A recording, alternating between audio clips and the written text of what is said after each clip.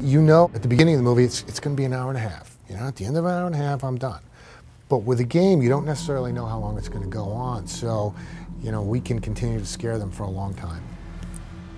Dead Space is a all new third-person horror game that we're working on here at Electronic Arts. It takes place in the future and primarily takes place on a huge mining spaceship. Gameplay-wise, we are definitely, I would say, survival horror. And those have always got a bunch of shooter inside of them. I think we will differ a lot from the survival horror games because we are in sci-fi. And it gives us the chance to have different types of weapons, different types of aliens. Obviously, we're on a spaceship and we're out in the future, whereas a lot of the horror games that are out now seem to take place in present day. Started with Glenn Schofield, the EP. He had a vision for a game that he was all excited about, and he wanted to do a prison game in space, and I think he wanted to even call it, Moon Wars or something. No, it wasn't called Moon Wars. It was, yeah, Rancid Moon, that's right, yes. It was sort of like Escape from New York on another planet.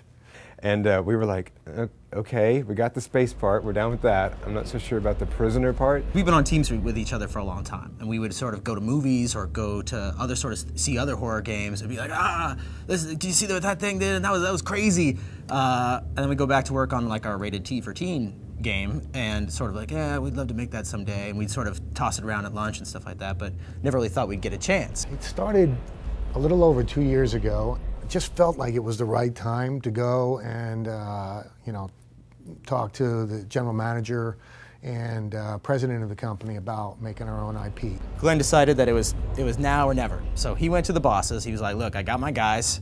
We're all together. We really want to do this. Give us a little time. Let me show you what we got. And this is just basically the type of project we wanted to work on for years and years.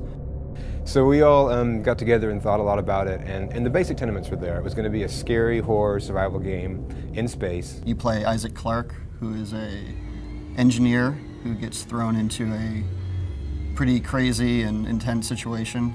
We wanted the protagonist to be very relatable and very much like an everyman and very not like a space marine. He's not all loaded out. To be scared, you really have to believe the world. Because if it's all like force fields and lasers, you're like, whatever, I can't even get this. It's all just sort of fantasy. The first thing that we did was, I remember the president saying to me, okay, you can take your 18 people, you know, pick your people, give me the list, and, you know, we'll give you 6 months.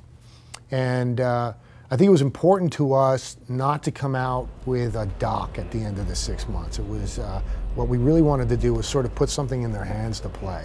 That just buys you a huge, huge amount of confidence. And I'd say that's almost single-handedly the reason that we got to be greenlit, is we did a very thick and detailed vertical slice. If you look at the stacks of like a cake, right, you take the slice and you get all the little stacks. So you get the cake part, you get the frosting part, you get all the other little parts, and you get an idea what the whole cake's gonna be like. So that's why they call it the vertical slice. We wanted to create about 10 minutes of gameplay, but we wanted it to be complete gameplay, not just like a smoke and mirrors demo where it's sort of faked and you're not really seeing a true representation of the software.